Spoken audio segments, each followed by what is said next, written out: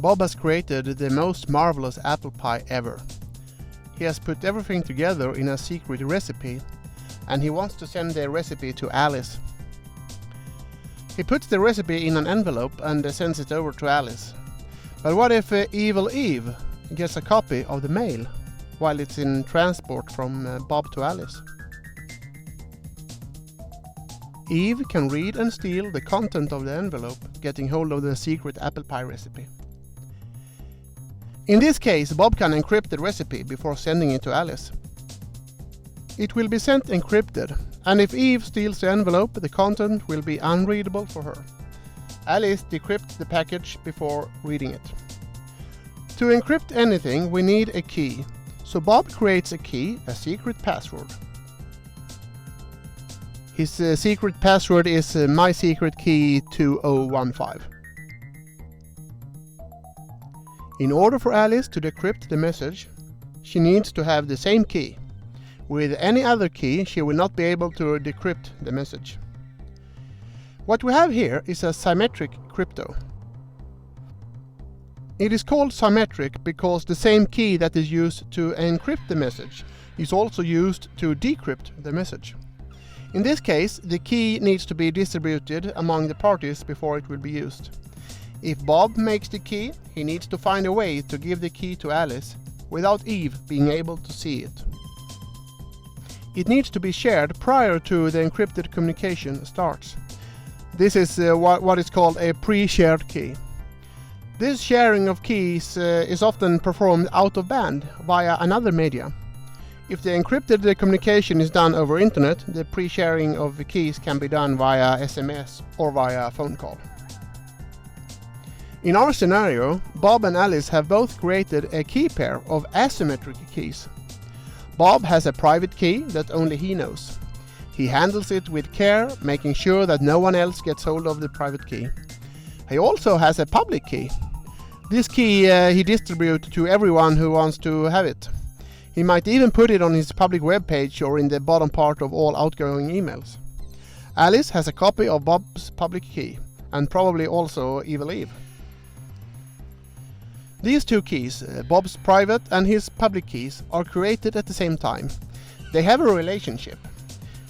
Everything that is encrypted with one of the keys can be decrypted with the other.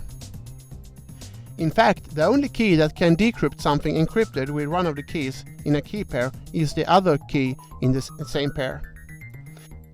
And it goes in both directions. If data is encrypted with Bob's public key, the only key in the world that can decrypt it is Bob's private key. But also, if the data instead is encrypted with Bob's private key, the only key that can decrypt that data is Bob's public key. So Bob has his key pair, where the public part is available to whoever, and the private part is stored secretly. Alice does the same, creates a key pair, keeping the private key to herself and giving the public key away to anyone who wants it. We can also assume that Eve has a key pair of her own. Maybe Bob and Alice has a copy of Eve's public key, and also that Eve has Bob's and Alice's public key. The important thing to remember is that neither Alice or Eve knows Bob's private key, and neither Bob or Eve knows Alice's private key. So what Bob does is to create a random key for encrypting the message. With a random key long enough, he can be sure that Eve cannot read the apple pie recipe. The only problem here is that neither can Alice, because she does not have the random key neither. So Bob encrypts the random key and sends it over to Alice. For encrypting the symmetric encryption key, Bob uses Alice's public key. When Alice receives the encrypted key, she uses her private key to decrypt it. By using Alice's public key when encrypting the symmetric encryption key, Bob knows that the only person that can decrypt it is Alice, because the only key that can decrypt the information encrypted with Alice's public key is Alice's private key. So Alice decrypts the symmetric encryption key, and with that, she can decrypt the apple pie recipe. But why didn't Bob just encrypt the recipe with Alice's public key in the first place? Why bother to create a random key, encrypt the recipe with that key, encrypt the encryption key with Alice's key, and send that encrypted key separate from the message? The reason for that is that there is a big drawback with asymmetric encryption, which is the method we use when we encrypt with one key and decrypt with another. Even though this way of encryption is much more secure, it is thousands times slower. So to encrypt lots of data, we need to do symmetric encryption. Since the randomly generated key is small, Bob can easily encrypt that with asymmetric encryption. To secure the recipe even more, Bob creates a hash of the unencrypted message. By doing that, he ensures that Eve doesn't modify the encrypted recipe in transit between Bob and Alice. Even though she cannot read it because it is encrypted, she might be able to alter the content, either for the purpose of a plain sabotage, or if she injects packets in the stream to brute force the symmetric encryption key. So by sending the message through a hash method, Bob gets a digest.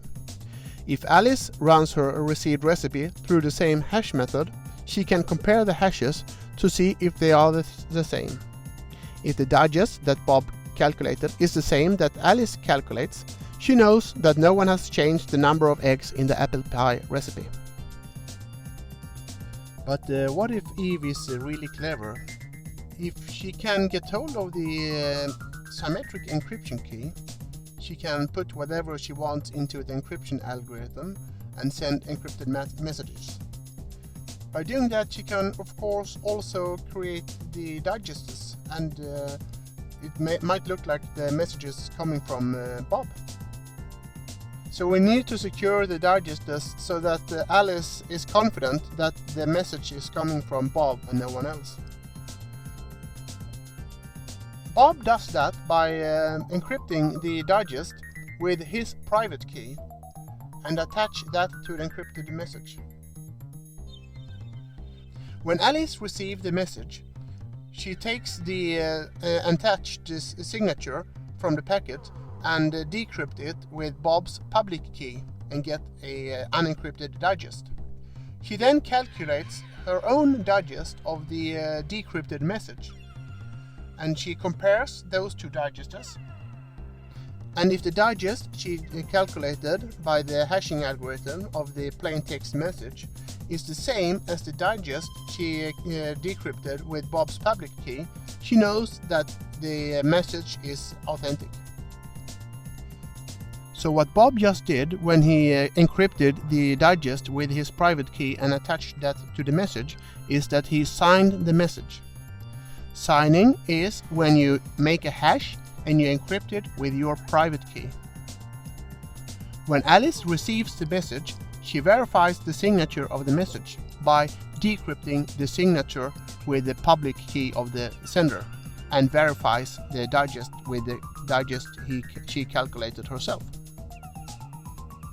By doing that, Alice knows for sure that the encrypted message is coming from Bob and no one else. What is left here is that Alice needs to tell Bob that Alice has received the recipe and that it has come to Alice and to no one else. What Alice does is that she takes the digest of the received message and she encrypts that digest with her private key and sends it over to Bob.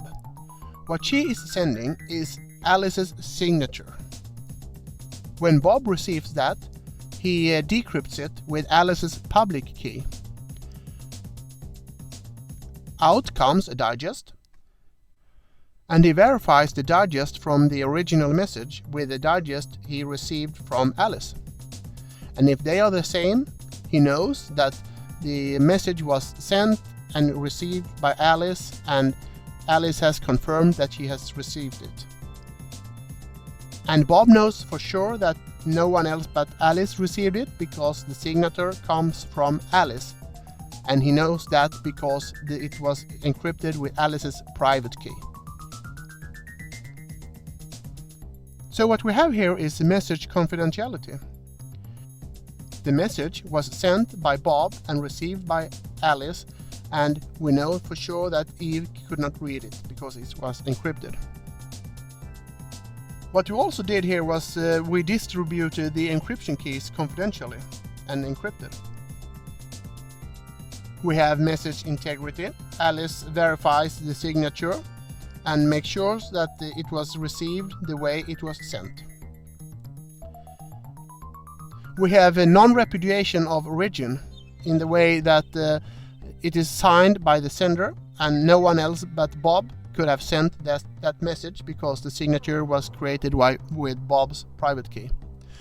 And we have non-repudiation of delivery, so that we know that Alice has received it and no one else, and it was confirmed by the signature that was created by Alice, and it could only be sent from Alice because it was encrypted with Alice's private key. This was an example of how you can secure a communication channel between two parts with asymmetric encryption. Thanks for listening. Bye.